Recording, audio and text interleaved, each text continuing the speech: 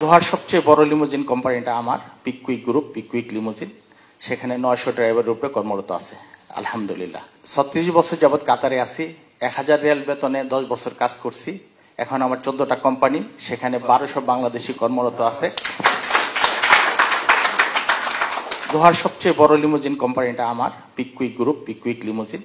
সেখানে 900 ড্রাইভারের উপরে কর্মরত আছে আলহামদুলিল্লাহ। আমি প্রবাসীদেরকে নিয়ে 2-4টা কথা বলবো। প্রবাসীদেরকে এয়ারপোর্টে আরেকটু সুযোগ সুবিধা করে দেওয়া, যেভাবে নাকি আমরা পরিবার নিয়ে যারা যাই তাদের জন্য আলাদা একটা লাইন যাতে থাকে, এবং হয়রানি বন্ধ করা। প্রায় আমরা খবরে দেখি ব্যাগগুলো কাটা হয় এবং প্রবাসীদের গায়ে হাত পর্যন্ত তোলা হয়। এই জিনিসগুলো থেকে যাতে স্যার আমাদের প্রবাসীরা আরেকটু রিল্যাক্স হতে পারে, মনের খুশিতে দেশে প্রবেশ করলেন, এই খুশিটা যেন অনুভব করতে পারেন। তো সেই জন্য আমরা বলছি যে তাদেরকে ভিআইপি গেস্ট হিসেবে তো ট্রিট করবা। এরা সবাই আমাদের ভিআইপি, তারা আসছেন, তাদের সমাদর করা, তাদের জায়গা দেওয়া, লাউঞ্জ।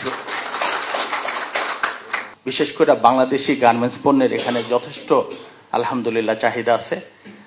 আমাদের পার্শ্ববর্তী দেশগুলো থেকে কার্গোতে মাল আনার ব্যাপারে প্রাইসটা অত্যন্ত কম। যেহেতু আমাদের বহু মাল আসবে এখন, আমরা যেহেতু অর্থনীতিকে সচল করেছি, আরো উদ্যোগী করেছি, এগুলো যেন সরাসরি আমরা পাঠাতে পারি। শুধু ঢাকা বিমানবন্দর না, আমরা সিলেট বিমানবন্দরকে আরো এটাকে একেবারে ডেডিকেটেড করা হবে, যে মাল পরিবহনের দায়িত্ব, বড় দায়িত্ব, তারপর প্যাসেঞ্জারের দায়িত্ব। 1 নম্বর দায়িত্ব হলো মাল পরিবহন। চট্টগ্রামকেও সেটা করা হচ্ছে, যে ওখানে মাল পরিবহনটা আগে প্যাসেঞ্জার নিয়ে ব্যস্ত, মালের দিকে খেয়াল করতো না। এটা যেন এটা অপাঙ্ক্তীয় একটা জিনিস। আমরা বলছি যে না, সেটা খুবই গুরুত্বপূর্ণ, কারণ আমাদের পুরো অর্থনীতি চলতেছে, কত মাল আমরা পাঠাতে পারলাম, কত সস্তায় পাঠাতে পারলাম। সস্তায় পাঠাতে না পারলে আমাদের জিনিস মানুষ কিনবে না। তো আমরা এই দাম তো গ্রাহকের কাছ থেকে আমার নিতে হবে, কাজেই ব্যবসায়ী আর কাজ করতে পারবে না। আমাদের কাজগুলো যত কমানো যায় আমরা একেবারে টপ প্রায়োরিটি দিয়েছি। এটা জোরে সোরে কাজ হবে, সেটার জন্য কিভাবে করবে আমরা বিভিন্ন কোম্পানির সঙ্গে আলাপ করছি, যে পরিবহনটাকে আরো মজবুত করা, দ্রুত করা, সহজ করা, এটাই আমাদের মূল কাজ। এটাকে না হলে অর্থনীতি চলবে না।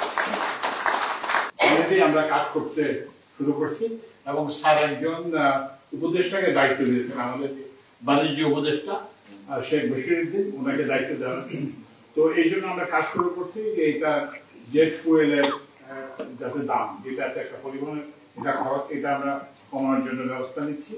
তারপরে হচ্ছে যে ওই যে ওদের বিষয়ে বিভিন্ন চার্জেস আছে, বিমানের বিভিন্ন চার্জেস আছে, সেগুলো আমরা রিভিউ করার ব্যবস্থা নিচ্ছি।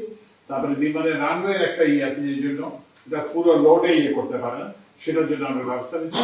অচিরেই আমরা আশা করবো যে এই যে কার্গো যে ভাড়াটা যাতে বেশি করে ঢাকার, আপনারা জানেন যে ভারতের আগে আমরা ভারতের মাধ্যমে আসতো, সেই সুবিধা এখন বন্ধ করা হবে।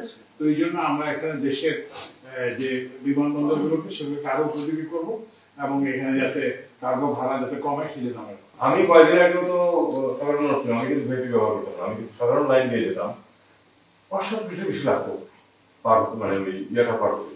মোটামুটি কিন্তু এখন ইমিগ্রেশন অনেকটা সহজ হয়ে আছে। তারপরে আপনাদের কখনো কোনো কমপ্লেন থাকলে অবশ্যই ফরেন মিনিস্ট্রিতে এক্সপেক্টেড ফ্যান মিনিস্ট্রি বলবেন। আমার কিন্তু সংবেদনশীল আছি এখন, স্যার যেটা বলেছেন যে আমরা চেষ্টা করতেছি যতটুকু পারবো।